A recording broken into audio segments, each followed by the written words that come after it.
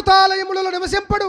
మనుషులందరూ వారి చేతులతో కట్టుకున్నటువంటి చర్చీల్లో, వారి చేతులతో కట్టుకున్న మసీదుల్లో, వారి చేతులతో కట్టుకున్న గుడి గోపురాల్లో దైవత్వము నివసించదు. దేవునికి స్తోత్రం కలుగును గాక. చర్చిలో దేవుడు లేడు, మసీదులో దేవుడు లేడు, టెంపుల్స్లో దేవుడు ఉండడు. ఎందుకు ఉండడంటే ఎన్నోసార్లు చెప్పాను, ఇప్పుడు టెంపుల్ లోపల దేవుడిని పెట్టేసి నువ్వు మంగళవారం వరకు ఇలాగే ఉండని చెప్పి అతను మళ్ళీ తలుపేసేసి తాళం వేసి నువ్వు కదిలేవో అన్నట్టు అతను అక్కడనే ఉంచేసి మనం వచ్చేస్తున్నామంటే, తాళం వేసేసి దేవుణ్ణి కూడా బంధించేయగలిగిన మనం బలవంతులమా? లోపల పాపం ఏమీ చేతకాక మిగిలిపోయిన ఆయన బలవంతుడా? తాళం వేసి వచ్చేసి మనమే దేవునికి మనమే బలవంతులు. దేవునికి స్తోత్రం కలుగును గాక. నా వెర్షన్ ఏంటంటే, దేవుడిని నువ్వు బంధించలేవు, నీ వలన అవ్వదు, నీ వలన అవ్వదు. నువ్వు బంధించగలుగుతున్నావంటే లోపల ఉన్నోడు దేవుడు కాదు. దేవుడికి స్తోత్రం కలుగును గాక. లోపల ఉన్నోడు దేవుడు కాదు. ఎందుకు అంటే నువ్వు బంధిస్తున్నావు కదా. కానీ వాక్యం ఏం చెప్తుంది, లేఖనం ఏం చెప్తుంది అంటే, ఆయన అందరికీ సమస్తము దయచేయువాడు, ఆయన సర్వసమర్థుడు, ఆయన సర్వోన్నతుడు, సర్వశక్తిమంతుడు.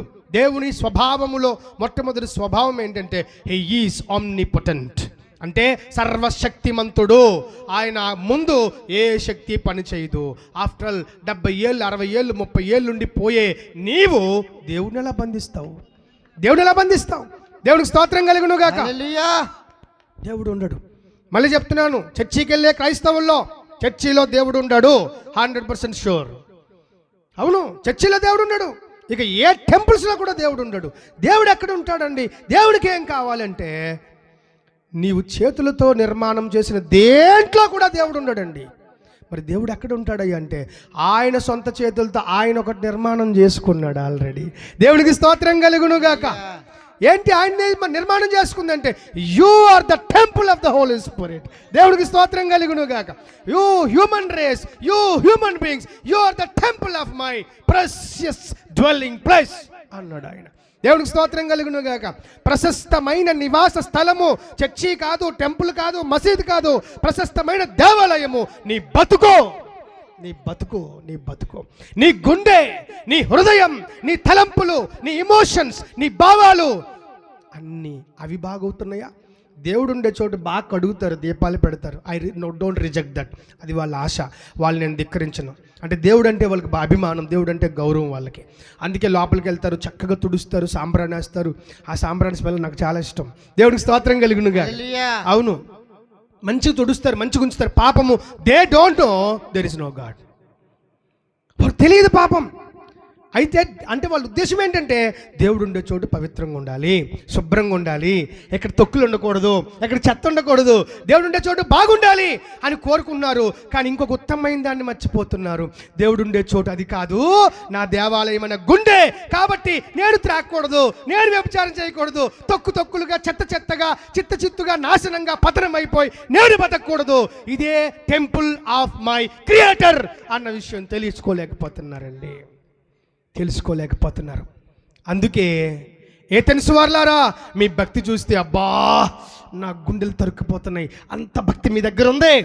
I like it very much. As a theologian, as a philosopher, as an historian, as an archaeologist, I like it very much. But కాకపోతే ఆ భక్తి చేస్తున్న, ఆ భక్తికి కారకుడైన ఎవరు, ఆ వ్యక్తి ఎవరో మీకు తెలియకపోవటం నాలాంటి వాడికి బాధాకరమే, చింతే. కాబట్టి చెబుతున్నాను, తీసుకోండి. దేవుడు దేవాలయముల్లో, హస్తకృతాలయములలో నివసింపడు. దేవుడికి స్తోత్రం కలుగునుగాక. నీటిగా ఉంచాల్సింది గుడి కాదు, చర్చి కాదండి. నీటిగా ఉంచాల్సింది నీ మనస్సు అండి. నీ మనస్సు నీటిగా ఉంచుకోవాల్సినవి బొమ్మకుండే కళ్ళు కాదండి, కామంతో నిండిపోయిన నీ కళ్ళు బాగుండాలా. నీటిగా ఉంచాల్సింది బొమ్మకుండే పెయింట్లు కాదండి, నీ ఒంటికుండేటువంటి తీవ్రత అంతా, కామంతా వదిలించుకొని దానిని నీటిగా ఉంచుకోవాలి. బొమ్మను క్లీన్ చేస్తున్నావు, నీటిని నువ్వు మర్చిపోతున్నావు. What is the use? ఏం ప్రయోజనము? భక్తిపరుడా, ఓ సత్యాన్వేషి, ఏం ప్రయోజనం? దాని కళ్ళకు ప్రతి ఏటా రంగులేస్తున్నావే, చెడిపోతున్న నీ కళ్ళకు ప్రతి క్షణం దిద్దుకోవడం నీకు ఎందుకు రావడం లేదు?